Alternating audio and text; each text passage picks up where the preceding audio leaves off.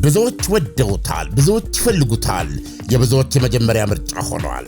የስኬታማ ሰዎች የዘመን ሕይወትን ለሚሹና በልዩነት ለመኖር የሚፈልጉ ሰዎች የሚመርጡት ልዩ ስፍራ ነው። ታላቅ የሕንፃ ጥበብ፣ ዘመን ተሻጋሪ ጥራት፣ በአይነቱ ልዩ የሆነ የኑሮ ዘይቤ፣ ብዙዎች ሲመኙት የነበረ ሕይወት ከምኞት ባሻገር እውን ሆነ።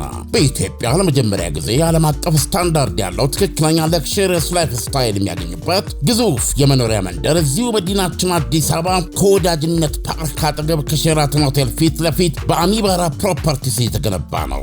ለሽያጭ አወጣናቸው ከባለ አንድ መኝታ እስከ ባለ 4 መኝታ እንደዚሁም ለክሽሪየስ ፔንት ሃውሶች ሲሆኑ በዓሉን በማስመልከት ለጥቂት ቀናት የሚቆይ ከ1 ሚሊዮን እስከ 7.4 ሚሊዮን ብር የሚደርስ ቅናሽ ማዘጋጀታችንን ስንገልጽ በደስታ ነው። ሳያመልጡ ፈጥነው ይመዝገቡ፣ ይጠቀሙበት፣ ይገባውታል። ለበለጠ መረጃ በ0922 82 36 71 ደውሉ። አሚባራ ፕሮፐርቲስ።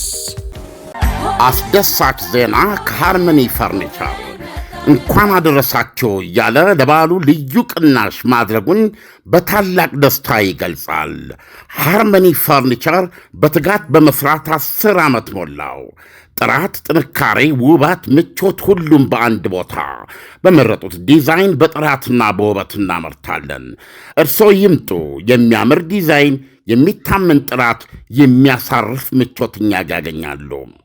ሃርመኒ ፈርኒቸር ውብ ማራኪና ምቹ ፈርኒቸር፣ የሶፋ ወንበር፣ የመመገቢያ ጠረጴዛና ወንበር፣ ቲቪ ስታንድ። ዋው! አልጋችን ይለያል።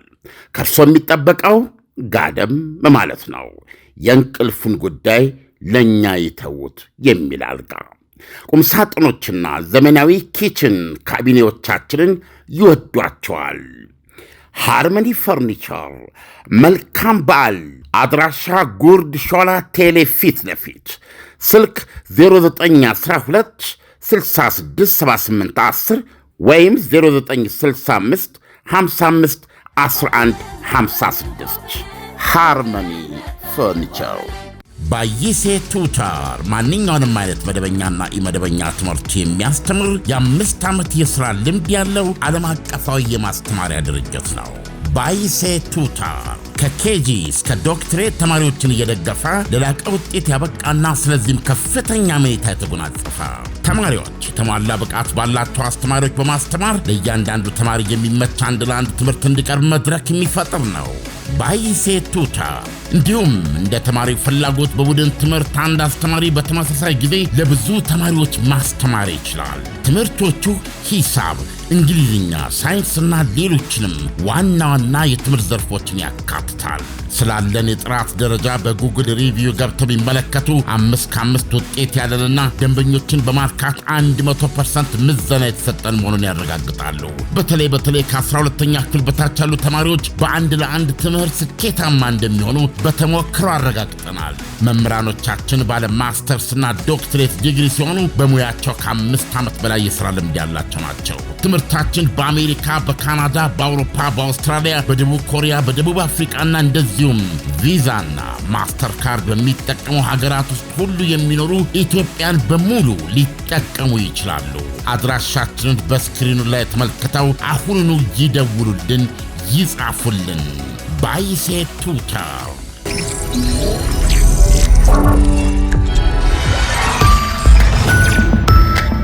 ይህ አባዜ ሰበር ነው። አሸማጋዮች ከጋዛው የሐማስ ወታደራዊ ክንፍ መሪ ጋር ግንኙነት አድርገው መርዶ መስማታቸውን ቢቢሲ ያወሳ። መሪው ኢዝ አልዲን አልሃዳድ በአዲሱ የአሜሪካ የተኩስ አቁም ዕቅድ አይስማማም። አልሃዳድ እንደሚያምነው ዕቅዱ የተነደፈው ሐማስን ለማክተም ነው። ስለዚህም ዕቅዱን ተቀበሉ አልተቀበሉ ልዩነት ስለማያመጣ ውጊያውን እንቀጥላለን ሲል ቆርጧል። የአሜሪካው ፕሬዝዳንት ዶናልድ ትራምፕ ባለ 20 ነጥብ የሰላም ዕቅድ ከወዲሁ የእስራኤልን ይሁንታ አግኝቶ ነበረ። ዕቅዱ ሐማስ ትጥቁን እንዲፈታና በወደፊት የጋዛ አስተዳደር ውስጥ ምንም ሚና እንዳይኖረው ይደነግጋል። ቢቢሲ እንደሚለው በኳታር የሚኖሩ የሐማስ መሪዎች ዕቅዱን ከአንዳንድ ማስተካከያዎች ጋር ለመቀበል ዝግጁ ቢሆኑም የእስራኤል ታጋቾች በእነሱ እጅ ሳይሆን በአልሐዳድ እጅ የሚገኙ በመሆኑ ተጽዕኗቸው የትም የሚያደርስ ሆኖ አልተገኘም። ሐማስ በእጁ 48 እስራኤላውያን ታጋቾች አሉት። ከእነሱ ውስጥ 20ዎቹ በሕይወት ያሉ ሲሆን ቀሪዎቹ የሞቱ ናቸው። ለአንዳንድ የሐማስ አባላት ሌላ እንቅፋት የሆነባቸው ጉዳይ ታጋቾችን የተኩስ አቁሙ ስምምነት በተደረሰ 72 ሰዓታት ውስጥ በአንድ ጊዜ እንዲያስረክቡ የሚጠይቀው አንቀጽ ነው። ይህም ብቸኛ የመደራደሪያ አቅማቸውን በአንድ ጊዜ የሚያሳጣቸው መሆኑ ነው ይላል ዘገባው። እስራኤል በስምምነቱ እንደምትገዛ በትራምፕ ዋስትና ቢሰጥበትም ሐማስ ግን እስራኤል አንድ ጊዜ ታጋቾቿን እጇ ካስገባች በኋላ ወታደራዊ ዘመቻዋን አትቀጥልም ብሎ ለማመን ተቸግረዋል። ይህንን ስጋቱን ያባባሰው አሜሪካንን እንኳ እምቢ ብላ እስራኤል ባለፈው ጊዜ በዶሃ የሚገኙትን የሐማስ አመራሮች ለማጥፋት ያደረገችው የሚሳኤል ተኩስ ነበረ። እንዲሁ ሌሎች የሐማስ መሪዎች ደግሞ አሜሪካና የአረብ አገራት ጊዜያዊ ዓለም አቀፍ አረጋጊ የተባለውን ኃይል ጋዛ ውስጥ ለማሰማራት ማቀዳቸውን ይቃወማሉ። እንደነሱ እይታ አልሸሹም ዞር አሉ እንዲሉም እስራኤልን የሚተካ ሌላ ግዛቲቱን በቁጥጥሩ ስር የሚያውል ኃይል ለማስገባት ነው ያቀዱት ባይ ናቸው። በተጨማሪም የትራምፕ አስተዳደር ያጋራው የእስራኤልን የቀስ በቀስ አወጣጥ የሚያሳይ ማፕ ላይ ጋዛ ከግብፅና እስራኤል ጋር በምትዋሰንበት ድንበር በኩል የደህንነት አራራቂ ዞን ወይም ሴኩሪቲ ባፈር ዞን ይከልላል። ማገጃው መሬት እንዴት እንደሚተዳደር ግልጽ አይደለም። እስራኤል የምትኖርበት ከሆነ አከራካሪ መሆኑ የማይቀር ነው ብሏል ቢቢሲ። ጠቅላይ ሚኒስትር ቤንያሚን ኔታንያሁ ዕቅዱን ይሁን ብለው ከተስማሙ ጀምሮ አያሌ የስምምነቱን ነጥቦች እየነቀሱ መናገራቸውም ሌላው ስጋታቸው እንደሆነ ይሰማል። ኔታንያሁ በኤክስ ገጻቸው ባጋሩት የቪዲዮ መልእክት የእስራኤል ጦር በተወሰኑ የጋዛ ክፍሎች ውስጥ ይቆያል ማለታቸውና የፍልስጤም መንግሥት መመስረትን በኃይል እንደሚቃወሙ መግለጻቸው ይሰማል። ይህ ደግሞ የአሜሪካንን ዕቅድ ነጥቦች ይጻረራል። ምክንያቱም ዕቅዱ እስራኤል በቀስ በቀስ ሂደት ጦሯን ሙሉ በሙሉ ከጋዛ እንድታስወጣ ያዛልና። ሐሳቡ በተጨማሪም ዕቅዱ ሙሉ በሙሉ ተግባራዊ ከሆነ በኋላ የፍልስጤማውያን ራስ ገዝና አገርነትን አስተማማኝ መንገድ ይዘረጋለታል ይላል። ሐማስ ከዚህ በፊት የፍልስጤም ሀገረ መንግሥት እስኪመሠረት ድረስ ትጥቅ አንፈታም ብሎ እንደነበረ የሚታወስ ነው። ኢሳያስ ዘገባ በማንኛውም መመዘኛ ደስ አይልም። ነገር ግን ስቲል ሐማስ በራሱ የደረሰበትን ውሳኔ አላሳወቅም። ስለዚህ አሁን እንግዲህ ዜና ምንጮች ናቸው የሚነግሩን። ቢቢሲ ተረዳውኝ ብሎ አገኘው ብሎ ያካፈለን መረጃ ነው አሁን የሰማኸው። እንግዲህ በዶናልድ ትራምፕ ቀነ ገደብ መሠረት በአሜሪካኖች ሰዓት አቆጣጠር ቢያንስ በዋሽንግተን ሌታቸው የሚነጋ ወይም ደግሞ ከኛ ከቀኑ 8 ሰዓት ጀምሮ ነው። ስለዚህ እስከ ነገ 8 ሰዓት ድረስ የዶናልድ ትራምፕ ቀነ ገደብ ነው። በእኛ እስከ አርብ ከሰዓት ማለት ነው። በአሜሪካ ደግሞ ሐሙስ ዕለት ማለት ነው። ስለዚህ እንደገና ደግሞ ትናንት ባቀረብነው ዘገባ ላይ ሰምተህ ከሆነ ቅርብ የሆኑ ድርድሩን የሚያውቁ በዛ በሐማስ ውስጥ ያለውን ሽኩቻ የሚያውቁ ሰው ለቢቢሲ እንደነገሩት ቢያንስ 2 እና 3 ቀን ያስፈልጋቸዋል፣ ከዛም በላይ ማለታቸው ነው። ስለዚህ ይሄ ደግሞ በሐማስ የደረሰበትን ውጤት ሊያሳውቅ የሚችለው በእኛ ከአርብ እስከ ቅዳሜ ወይም በአሜሪካ አርብ ዕለት ወይም ቅዳሜ፣ ይሄ እንግዲህ በእኛ ቅዳሜና እሑድ እንደማለት ነው። ስለዚህ ይረዝማል። ከቀነ ገደቡ 48 ሰዓት ያለፈ ሊሆን ይችላል። አጠቃላይ ሁኔታው እንግዲህ ይሄ ነው። ዞሮ ዞሮ ሐማስ ምን መለሰ ብሎ ድምዳሜ ላይ ለመድረስ ተገቢ ነው ብዬ አላምንም። ምክንያቱም ከፊት ለፊት ብዙ ቀናት አሉ። አሁን የዚህ የሐማሱ አዛዥ የያዘው አቋም በብዙ መልኩ በሌሎች የሐማስ አባላት ሆነ በሌሎች ከነሱ ጋር የሚማከሩ የአረብ መሪዎች ተጽዕኖ ሊደረግበት የሚችል ነው። ምክንያቱም ጉዳዩን ከሐማስ ጋር ብቻ እንደ አንድ እንደ አስተዳዳሪ ወይም እንደ ተዋጊ ኃይል የእሱን ህልውና ብቻ ከማሰብ የመነጨ ነው የሚሆነው ኢሳያስ። ምክንያቱም ዳፋው በዚህ ለህዝቡ በእውነት ሌላ መከራ አሁን መጨረሻም የለም። አሁን ያበጠው ይፈንዳ ይለይልን የሚል አካሄድ ነው ይሄ ደግሞ በጣም ከባድ ነው ኢሳያስ። ዓለም አሁን ለምሳሌ የጋዛው መሪ ያስቀመጠው ነጥብ በእጁ ያሉትን ታጋቾች ሙሉ በሙሉ መስጠት ለቀጣይ ህልውናዬ ስጋት ነው፣ እስራኤል አሁን የገባችውን ቃል ብታጥፍስ የሚል ነው። ሁለት ሀገሮች ወይም ለምሳሌ እነዚህ አማጽያኖች ናቸው እውቅና አግኝተው ከእስራኤል ጋር እስከተደራደሩ ድረስ የተፈራረምከው ፊርማ እንግዲህ ሙሉ አረብ ሀገራት እና አሜሪካ ዶናልድ ትራምፕ ባሉበት ከዚህ በኋላ ለዚህ ሐሳብ ለዚህ መርህ እንገዛለን ብለው ከተፈራረሙ በኋላ ሐሳብ ዝም ብሎ መቀየር ይቻላል ወይ? ለምንድን ነው የማይቻል ከሆነ ለምንድን ነው ይሄ ስጋት የተሰማው ሐማስ? ይህን ምን ምላሽ አለ? እንደዚህ ይሰማዋል ማለት ነው። ላይክ ያው የእነሱ አስተሳሰብ ነው። እዚህ ላይ አስተያየት ለመስጠት ያስቸግራል።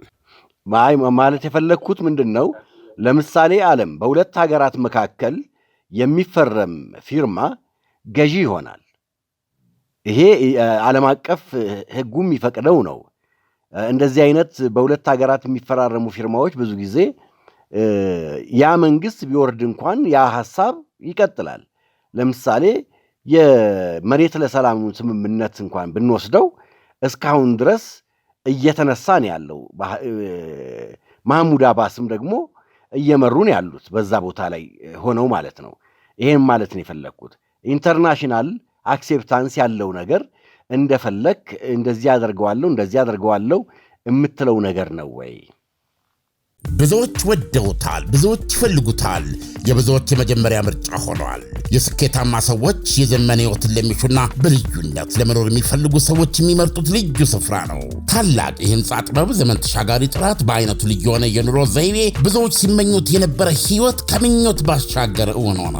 በኢትዮጵያ ለመጀመሪያ ጊዜ ዓለም አቀፍ ስታንዳርድ ያለው ትክክለኛ ለክሽርስ ላይፍ ስታይል የሚያገኙበት ግዙፍ የመኖሪያ መንደር እዚሁ መዲናችን አዲስ አበባ ከወዳጅነት ፓርክ አጠገብ ከሼራተን ሆቴል ፊት ለፊት በአሚባራ ፕሮፐርቲስ የተገነባ ነው። ለሽያጭ አወጣናቸው ከባለ አንድ መኝታ እስከ ባለ 4 መኝታ እንደዚሁም ለክሽሪየስ ፔንት ሃውሶች ሲሆኑ በዓሉን በማስመልከት ለጥቂት ቀናት የሚቆይ ከ1 ሚሊዮን እስከ 7.4 ሚሊዮን ብር የሚደርስ ቅናሽ ማዘጋጀታችንን ስንገልጽ በደስታ ነው። ሳያመልጡ ፈጥነው ይመዝገቡ፣ ይጠቀሙበት፣ ይገባውታል። ለበለጠ መረጃ በ0922 82 3671 ደውሉ። አሚባራ ፕሮፐርቲስ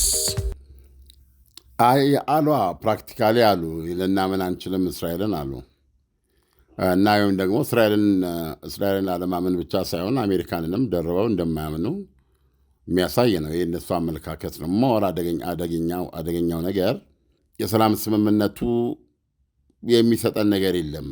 ተዋግተን ከሚመጣው ነገር የባሰ ነገር አይመጣብንም እና በሰላም ስምምነቱ መሰረት ትጥቅ ፈተን እንድንበተን ነው እና ከዛ በኋላ እንደ ታጣቂም እንደ በፍልስጤም ህይወት ውስጥም እንደ መሪ ምንም ሚና አይኖረንም በጋዛ ውስጥ እና ይሄ ከሆነ ደግሞ ተዋግተን ማለቁን እንመርጣለን የሚል አቋም ነው አሁን ትልቁ መሰናክሎ ነው የሚታየው። ታጋቾቹ በአንድ ጊዜ የመፈታት ጉዳይም ይሄ የሚያሳስባቸው ጉዳይ ነው ተብሏል። ምክንያቱም እስራኤል በዋነኛነት ታጋቾቿን ለማስፈታት ነው የምትፈልገውና መያዣ ያደረግነው እነሱን ነው። በአንድ ጊዜ እነሱን ከሰጠን ምንም ማስገደጃ መያዣ የለንም የሚል ነው። ይህንንም በተወሰነ ደረጃ እኔ በኩል አልቀበለውም። የማልቀበለው የፍልስጤም ህዝብ ጉዳይ አለ። ይሄ ጦርነት እንዲቆምለት ሳር ቅጠሉ ነው የሚፈልገው። ይሄ ነገር የዓለምን ህብረተሰብ ጭንቅላት የነካ ነው። ሐማስ በውስጡ ሆኖ ስለሚዋጋ ነው ይሄ ሁሉ መጣ የተባለው። ሐማስ ተኩስ ለማቆም ሐማስ በስምምነቱ መሠረት ትጥቅ ፈቶ ለመበተን ፈቃደኛ ሆኖ ታጋቾቹን ከፈታ በኋላ እስራኤል በምንም መልኩ አሁን በምታካሄደው መልኩ ውጊያው ለማድረግ አትችልም። ምክንያቱም ይሄ ራሷ እስራኤል ወድጄ ባደረገው አይደለም ነው አይደለም የምትለው። ሐማስን ለመውጋት በሰው መሃል በሲቪሎች መሃል ስለሚኖር በእነሱ መኖሪያ ሕንፃ ላይ ስለሚኖር ከእነሱ ቤት በታች ስለሚኖር ስለዚህ አልጠፋም ስላለ እንዲጠፋ እድል ሰጥቸው ትጥቁን አልፈታም ስላለ ብላ ነው የምትዋጋው።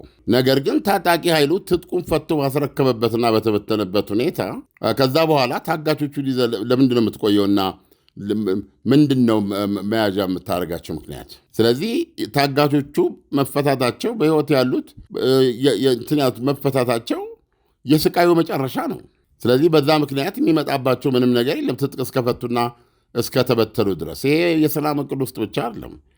ራሷ እስራኤልም በመሪዎች ደረጃ ያላችሁ ትጥቃችሁን ስጡና ወደ መረጣችሁበት ሀገር ሂዱ፣ እኔ አልፈልጋችሁም የሚል ሀሳብ አቅርባለች። ስለዚህ ይሄ ደግሞ ግድ ነው። በነገራችን ላይ ይሄ እስራኤልን በምቾት የምታደርገው ጦርነት አይደለም። በቃ እዚህ ጋዛ ውስጥ ያለው ጦርነት እንዲቆም ነው ዓለም እየጮኸ ያለው። ስለዚህ አሁን የዶናልድ ትራምፕ የሰላም ሀሳብ ትልቁ ነገሩ ይሄንን የሚሰጥ ነው። ጦርነቱ እንዲያበቃ አሁን እንደ ዓለም ህዝብ ሆነ ስታየው ጦርነቱ እንዴት ያበቃል አይደለም። ፊኒሽ ዳማስ ትጥቅ ይፈታል፣ ይበተናል። ያን ተከትሎ ግን የፍልስጤም ህዝብ መዳን አለበት፣ መትረፍ አለበት፣ ማገገም አለበት፣ አዲስ እድል ማግኘት አለበት እና በቃ የተኩስ መቆም አለበት። በዛ በኩልም የዚህ የታጋቾቹ እንግልት ሪሊ ማብቃት አለበት። ከ4 ቀን በኋላ 2 ዓመታቸው በምን ሁኔታ ውስጥ እንዴት አሳለፉ ብዙ ነገር ነው። ከዚህ ነጥብ ባለፈ ግን ዋነኛው ነጥብ ትጥቅ መፍታቱ ላይ ሳትስማማ ሌሎች ነጥቦችን ብታነሳቸው ብዙ ነጥብ የላቸውም። አሁን ችግር ሆኖ የሚታየው የጋዛው ጦር መሪ ይሄን ማለቱ ነው፣ ለመዋጋት መቁረጡ ነው። ተመልከት እንግዲህ ወደ 5000 ጦር ገሎ ለመሞት ነው። ስለዚህ ኦልሬዲ ደግሞ አሁን ጋዛ ከተማን እስራኤል ሙሉ በሙሉ ከባ ከዛ ውስጥ ነዋሪዎች በተከፈተላቸው መንገድ እንዲወጡ በየቀኑ እየወጡ ነው ያሉት እና መጨረሻ ላይ የራሱ ታጣቂዎቹና የሐማስ ደጋፊዎች ብቻ በሚባል ደረጃ እንዲቀሩና እነሱ ላይ አጠቃላይ ጥቃት ለማድረስ ነው እና ከተማዋንም። ስለዚህ ይሄን ነገር ለመከላከል አሁን ዶናልድ ትራምፕ ያቀረቡት ሐሳብ በማንኛውም መንገድ የግድ የፈለገ ይሁን እስራኤልን በተመለከተ እስራኤል ይህን ስምምነት እንድታከብር ዶናልድ ትራምፕ ዋስትና ሰጥቶ አላረረም። ከዶናልድ ትራምፕ በላይ ለእስራኤል ዋስትና መስጠት የሚችል ማን አለ? እነዚህ ነገሮች ስታይ በጣም አሳዛኝ ነው። የመጨረሻው ውጤት አይሆንም ብዬ ነው የማስበው ይህንን እንጂ አሁን ሐማስ እንደ ሐማስ ራሳቸውን በማይተርፉበት ምናልባት የመግደል ዕድል ይኖራቸዋል። በመቶዎች የሚቆጠሩ ወታደሮች የእስራኤል ወታደሮች ሊገሉ ይችላሉ እና ከተማው ይነዳል። በዚህ በጦርነት ምክንያት የሰላማዊ ሰዎች ሕይወት አሁን ይጠፋል እና መጨረሻ ላይ አመድ ምንድን ነው አሁን እዚህ ላይ ምንድን ነው የሚገኘው ነው? ምንድን ነው የምትፈልገው ነው?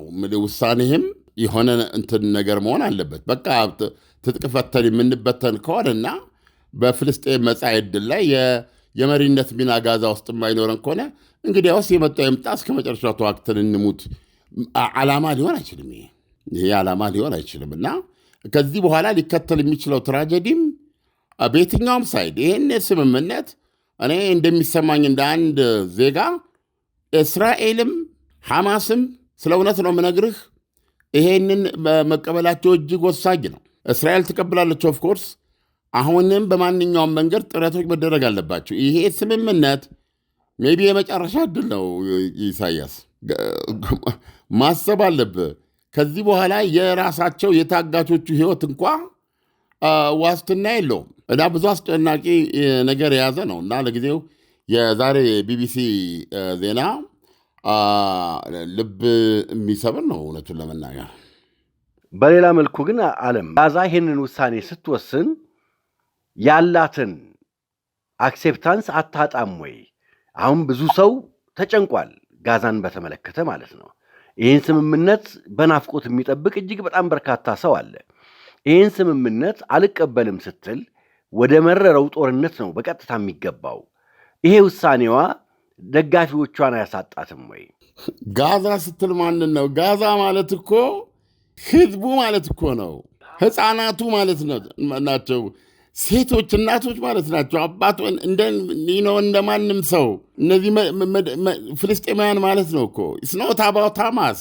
ሐማስ ትጥቅ ታጣቂ ቡድን ነው እና አሁን እኮ እንዴት በዚህ ጦርነት ሐማስ አለ? ኔቨር። የሐማስ ጉዳይ አይደለም እኮ። አሁን ሐማስ ለምሳሌ አሁን ውጊያውን ለማድረግ አማን ዘዲን ነው ሀዳድ የተባለው ጠርቻለሁ ብለዋል። ወደ 5000 ይደርሳሉ ብለዋል። ታጋዮቹ የመጨረሻ መዋደቅ ሊያደርጉ ማለት ነው ጋዛ ሲቲ ውስጥ። ጋዛ ሲቲ ማለት ከእስከዛሬው በአንጻራዊ አጠቃላይ ድብደባ ውስጥ እንደዚህ አይነት ከተማ ተርፎ መታየቱ የሚያስገርም ነበረ። አሁን ያን እያጣች እየተመደመደ ነው ያለው። ስለዚህ አሁን ጦርነቱ የሚካሄደው እዚህ ከተማ ውስጥ። አሁን ህዝቡ በተቻለው መጠን ለመውጣት እየሞከረ ነው። ከ500,000 ህዝብ በላይ ወጥተዋል እና ወደ ስታቲስቲኮችን እያየን መናገር እንችላለን። ወደ 1 ሚሊዮን የሚደርስ ህዝብ ነው። ስለዚህ በዚህ መንገድ እየሸሸ ይውጣ ነው በእስራኤል በኩል የሚባለው። ከዛ በኋላ በዚህ ጦርነት የሚመጣ ነገር በዚህ በታወቀ ቦታና ስፍራ ላይ ነው ውጊያው የሚካሄደው እና ምን ያህል ሰው መውጣት ይችላል፣ ምን ያህል ሰው መውጣት አይችልም ነው። ስለዚህ በውጊያው መካከል የሰላማዊ ሰዎች ህይወት መጥፋቱ አይቀርም። ትልቁ ችግር ያለው ይሄ ነው። እሱ ብቻ አይደለም። ውጊያ እስካለ ድረስ መደበኛ ህይወቱ ከዚህ ከውጊያ ዋናው ከሴንተሩ የራቀውም ቢሆን የዕለት ጉርስ ለማግኘት ህይወቱን ለማቀድ አይችልም። በዕለት ሊገባ በጦርነት መሃል ሾልኮ ሊገባ በሚችል አቅርቦት ላይ የተወሰነ ነው የሚሆነው። ስለዚህ የዓለም መጨነቅ ያለው ከሐማስ ጋር ሆኖ አያውቅም በምንም አምታምር። ጋዛ ማለት ሐማስ አይደለም። እኔ እውነቱን ንገረኝ ቢባል ሆስቴጅ ነው ህዝቡ። በቃ ህዝቡ ታጋች ነው። አሁን ውጊያው የሚደረገው እኮ መሳሪያ መርጠው የፍልሚያ ውረድ እንውረድ ተባብለው ጭር ያለ በረሃ ላይ ሄዶ አይደለም የሚዋጉት፣ ህዝብ መሃል ነው ያለው ሐማስ። ስለዚህ ሐማስ መጥፋት አለብህ።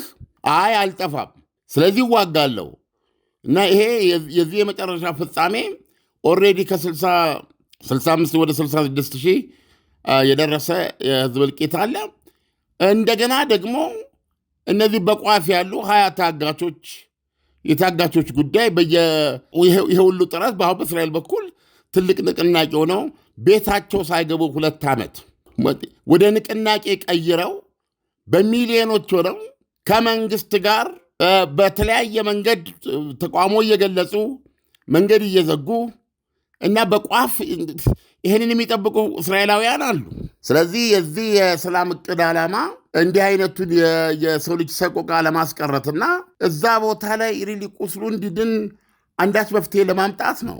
ስለዚህ አሁን እየነገሩን ያሉት ኳታር ያሉት መሪዎች ታጋቾቹ በእኛ እጅ ስለማይገኙ ምንም ተጽዕኖ ማድረግ አንችልም፣ ስለዚህ ውጊያውን ይቀጥሏል ነው። ኦፍኮርስ ለምሳሌ ታጋቾቹ ስለዚህ ሪሊ በዚህ ዜና ላይ ብዙም ለመነጋገር ፍላጎት የለኝም፣ ይሄው ነው። ነገር ግን ተስፋ የማደርገው እውነተኛው ጊዜ አለ፣ እስከ ቅዳሜ እስከ እሑድ አጠቃላይ የሐማስ የመጨረሻ አቋም የሚገለጽበትን ጊዜ በይፋ እሱን መጠበቁን እስማማለሁ እና ተስፋ አደርጋለሁ ርብርብ ተደርጎ በእውነት ነው የምነግርህ፣ በጣም በጭካኔ የተሞላ ጀብድ ነው የሚሆነው ከዚህ በኋላ ውጊያው የሚቀጥልበትን ሁኔታ መምረጥ ማለት ነው። ስለዚህ ይህ ህዝብ የኔ ህዝብ ነው የሚለው ያስፈልጋል እና ደግሞ ሐማስ ለማድረግ ሌላው ቢቀር የሞራል ግዴታ አለበት። ሪሊ የእግዚአብሔሩን መንገድ ትተን ማለት ነው ብዙ ነገር እና አንድ ወገን አንድ አካል ተጽዕኖ ማድረግ መቻል አለበት እና እኔ እንደሚሰማኝ የሐማስ የቅዳሜ ወይም የእሑድ የመጨረሻ ምላሹ በጭራሽ ሊሆን ይችላል ብዬ አልገምትም። በጋዛ ውስጥ ያለው ህዝብ የጦርነት ሜዳ ሆኖ በጣም በርካታ ህዝቦች ከማለቃቸው በፊት ሐማስ አቋሙን አስተካክሎ የሚወስነው ውሳኔ ለዓለም ሕዝብም እፎይታ፣ በጋዛ ውስጥ ለሚኖሩ ሕዝቦችም ደግሞ ደስታ ይሆናል ብዬ ተስፋ አደርጋለሁ። ለዛሬው ትንታኔ ከወዲሁ አመሰግናለሁ። መልካም አዳር ይሁንልህ። ብዙዎች ወደውታል፣ ብዙዎች ይፈልጉታል፣ የብዙዎች የመጀመሪያ ምርጫ ሆኗል። የስኬታማ ሰዎች የዘመን ሕይወትን ለሚሹና በልዩነት ለመኖር የሚፈልጉ ሰዎች የሚመርጡት ልዩ ስፍራ ነው። ታላቅ የህንፃ ጥበብ፣ ዘመን ተሻጋሪ ጥራት፣ በአይነቱ ልዩ የሆነ የኑሮ ዘይቤ፣ ብዙዎች ሲመኙት የነበረ ሕይወት ከምኞት ባሻገር እውን ሆነ። በኢትዮጵያ ለመጀመሪያ ጊዜ ዓለም አቀፍ ስታንዳርድ ያለው ትክክለኛ ለክሽርስ ላይፍ ስታይል የሚያገኙበት ግዙፍ የመኖሪያ መንደር እዚሁ መዲናችን አዲስ አበባ ከወዳጅነት ፓርክ አጠገብ ከሼራተን ሆቴል ፊት ለፊት በአሚባራ ፕሮፐርቲስ የተገነባ ነው። ለሽያጭ አወጣናቸው ከባለ አንድ መኝታ እስከ ባለ 4 መኝታ እንደዚሁም ለክሽሪየስ ፔንት ሃውሶች ሲሆኑ በዓሉን በማስመልከት ለጥቂት ቀናት የሚቆይ ከ1 ሚሊዮን እስከ 7.4 ሚሊዮን ብር የሚደርስ ቅናሽ ማዘጋጀታችንን ስንገልጽ በደስታ ነው። ሳያመልጦ ፈጥነው ይመዝገቡ፣ ይጠቀሙበት፣ ይገባውታል። ለበለጠ መረጃ በ0922 82 3671 ደውሉ። አሚባራ ፕሮፐርቲስ። አስደሳች ዜና ከሃርመኒ ፈርኒቸር እንኳን አደረሳችሁ እያለ ለበዓሉ ልዩ ቅናሽ ማድረጉን በታላቅ ደስታ ይገልጻል። ሃርመኒ ፈርኒቸር በትጋት በመስራት 10 ዓመት ሞላው። ጥራት፣ ጥንካሬ፣ ውበት፣ ምቾት፣ ሁሉም በአንድ ቦታ በመረጡት ዲዛይን በጥራትና በውበት እናመርታለን። እርስዎ ይምጡ። የሚያምር ዲዛይን፣ የሚታመን ጥራት፣ የሚያሳርፍ ምቾትኛ ያገኛሉ። ሃርመኒ ፈርኒቸር ውብ ማራኪና ምቹ ፈርኒቸር፣ የሶፋ ወንበር፣ የመመገቢያ ጠረጴዛና ወንበር፣ ቲቪ ስታንድ። ዋው! አልጋችን ይለያል። ከእርሶ የሚጠበቀው ጋደም ማለት ነው። የእንቅልፉን ጉዳይ ለእኛ ይተዉት የሚል አልጋ፣ ቁምሳጥኖችና ዘመናዊ ኪችን ካቢኔዎቻችንን ይወዷቸዋል። ሃርመኒ ፈርኒቸር። መልካም በዓል። አድራሻ ጉርድ ሾላ ቴሌ ፊት ለፊት፣ ስልክ 0912 6678 10 ወይም 0965 55 11 56 ሃርመኒ ፈርኒቸር።